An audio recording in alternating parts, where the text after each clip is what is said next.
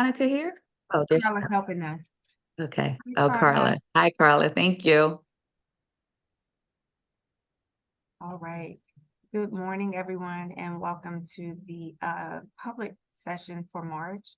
Thank you for being here. I am going to turn it over to our chair, Shalimar Thomas, to preside over the meeting. I'm sorry to Thank interrupt. you. We have a member of the public just called Benjamin in the waiting room. Okay, you can let them in. Good morning, everyone, and welcome to the Philadelphia Commission of Human Relations public session taking place today, Friday, March 15, 2024. Can we start the meeting with the approval of meeting minutes? Any corrections? All right, no corrections noted. I move that we accept the minutes and they are submitted into the record. Next up are cases recommended for closing. I will ask for recusals after I read the cases. All right, the cases recommended for closing for the month of March 2024 are as follows. Under employment, we have Tanisha K. Palmer versus Philadelphia Recovery Community Center, Karen Buca Lee versus City of Philadelphia and Philadelphia Fire Department, Mark McAllister versus Temple Health, Fox Chase Cancer Center, Jennifer Rawling versus School District of Philadelphia, Tanisha Shaw Mason versus School District of Philadelphia, Leah Tucker versus H&R Dental, Albert J. Dito versus Walmart Stores Incorporated, Kayla Suggs versus the Bank of New York Mellon. Under Ban the Box, we have Tina L. Corley versus Family First Home Care. And under Wholesale Solicitors Do Not Solicit, we have Data Snyder doing business as Keller Williams Philly, AKA KW Philly et al. Home Cash Guys Incorporated, Keller Williams, KW Philly, and Home Cash Guys Incorporated.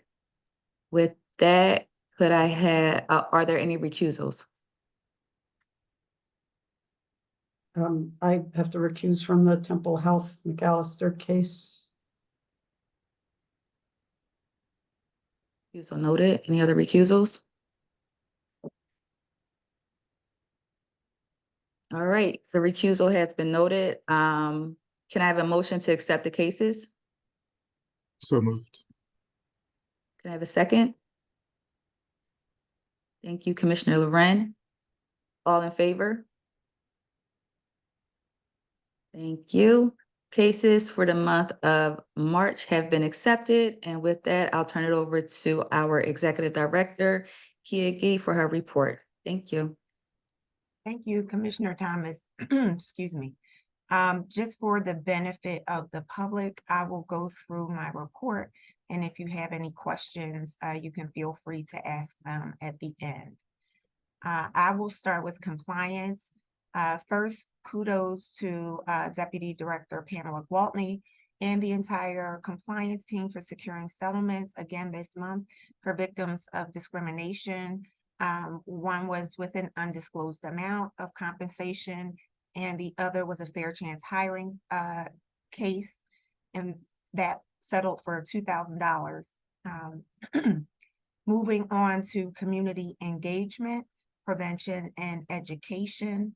On March 9th, the community relations team participated in the Philadelphia More Beautiful Committee's Block Captain Rally. For those who don't know, that is the largest annual expo for the city's network of block captains. They went there to learn more about what's going on in the different communities and be provided with resources from the various city departments that were represented. On April 22nd, PCHR will launch the first ever Youth Ambassador Program. This program will empower young leaders to know their rights and teach them the skills needed to resolve conflict and resist the pressures that often lead to violence. Through a multi-pronged approach, students will share ideas, interests, and concerns. Students will then be ready to be ambassadors in their school communities, including at social events through social media and in their respective communities. Partners for this project will include Philly CAM and the Youth Conflict Specialist Program. In terms of conflict responses, HR Representative Boonrat Mott received a referral from the Mexican Consulate Office and is working with a business owner who is Mexican national to resolve incidents of intimidation by a homeless person. HR Representative Carlos Avalos and Shanice Drinks will be providing mediation services for a dispute involving fifth graders and their families at a school in the lower Northeast. Other noteworthy events for this reporting month. PCHR will serve as a project partner with for the Welcoming Center to facilitate a large-scale Breaking Bread, Breaking Barriers program in 2026, which will be bringing together communities through by building relationships through fellowship, food, and conversations that are centered on citizenship. The planning for this program began this month. Other events during this reporting period, on March 25th, I will be meeting with City Council member Cindy Bass and her staff to provide an overview of PCHR's services and protections. On the 27th of March, I will be speaking at a virtual seminar for the Pennsylvania Human Relations Commission for their Women's History program, Women History Month program, entitled How to Harness Your Power and Demand Your Rights. This program will be virtual and will take place at 1 p.m. Also on March 27th, PCHR will co-sponsor the Peace Island Institute's annual Interfaith Iftar Dinner, along with the Mayor's Office on Community Engagement and Neighborhood Services. This year's theme will be One Philly, Stronger Together. The event will occur in City Hall, and I want to give a special thanks to Deputy Director Randy Duque, who has been instrumental in ensuring the success of this program for another year. Upcoming April is a National Fair Housing Month. We will feature a virtual campaign that will include daily fun facts about fair housing, informational blogs, and a virtual fair housing summit on April 25th. Also, on April 30th, PCHR will once again co-sponsor a gun violence education summit along with the Quaker City chapter of Delta Sigma Theta sorority. This event will occur at Venice Island Recreation and Performing Arts Center, and that will be at 6 p.m. The summit will jumpstart a week-long campaign designed to bring awareness and resources aimed at reducing gun violence, enhancing conflict resolution, and supporting victims. In terms of the hate and bias reports that we've received for this report cycle, through the month of February 2024, there were 9 confirmed incidents of hate reported to our office. The incidents centered mostly on race, ethnicity, and anti-LGBTQ sentiment. The cases were as follows. First, for race ethnicity, there was an anti-Arab assault. An Arab male listening to Kurdish music in Old City was approached by a man of Arab descent, saying that he hates Kurds, and he then punched him and threatened him with a gun. There was a Jewish person who found anti-Jewish signs in Southwest Philadelphia. That person was verbally harassed by someone while they were trying to remove the signs. There was another incident involving a flag of Israel along the parkway that was vandalized with red paint. We had another incident reported that there were multiple swastikas found spray painted on a wall near a Home Depot in Northeast Philadelphia. There was no camera footage available and no other information available to make an arrest. Similarly, a contractor in the Northeast found a racist and anti-LGBTQ statement scratched on the side of their vehicle, which was parked in front of their home. And there was no witnesses or video footage available for that. And there was also there were also flyers containing anti-LGBTQ and racist speech found on cars in South Philadelphia. In terms of other incidents that were reported related to anti-LGBTQ plus sentiment, a man was assaulted by a stranger in Rittenhouse and called the F word. Another man was grabbed by the throat and you call that same anti-LGBTQ slur.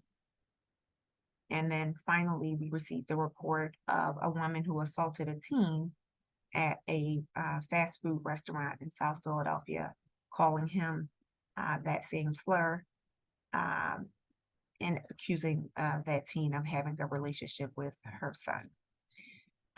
The offender was identified and arrested. For the victims that were assaulted, they have been connected with police and victim services. We are also tracking the other incidents to ensure that we are providing the appropriate resources as necessary. And with that, I will open it up to any questions that you may have. Yeah, I missed the date of the April gun violence event, and I thought, oh, maybe it's on the website, but I checked the website and that doesn't list any events apart from the public and executive sessions. So I'm wondering two things. What's the date of the gun violence event at Venice Island? And second, would it be possible, now that we have a communications person, to start putting events where any commission staff are speaking or other gatherings on the website? Yes, so to your first question, April 30th is the date. And to your second question, yes, we will be able to put this on the website. We also do post it on our social media. So if you're not following us, please follow. That's for the benefit of the public. Philly PCHR is our Instagram and our Twitter and Facebook. You can find us on Facebook. There was something else I was going, oh, the reason why that's not on the website is because we were in the final stages of planning for that. So we just are able to release the details about it now. We have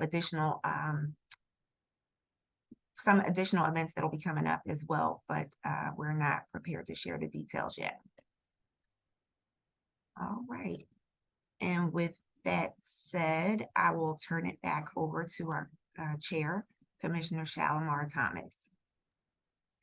Thank you, Kia, and thank you to the team for the work that you continue to do. Our next meeting will take place in April. The executive session will take place on April 12th, 2024, and the public session will be held on April 19th, 2024. Readers for the month of April are Commissioners Kareem Thomas, Alpert, Austin, Bavrin, and Tibbs. Brett. All right, with that said, can I have a motion to adjourn? I see a motion by Commissioner Alpert. Could I have a second? Thank you, Commissioner Ricks. All in favor? Thank you. The meeting has been adjourned. Have a wonderful weekend, everyone. Thank Thank you. you. Have a wonderful Happy Happy birthday. birthday, Shalimar. Happy birthday, you. Shalimar. Thank you.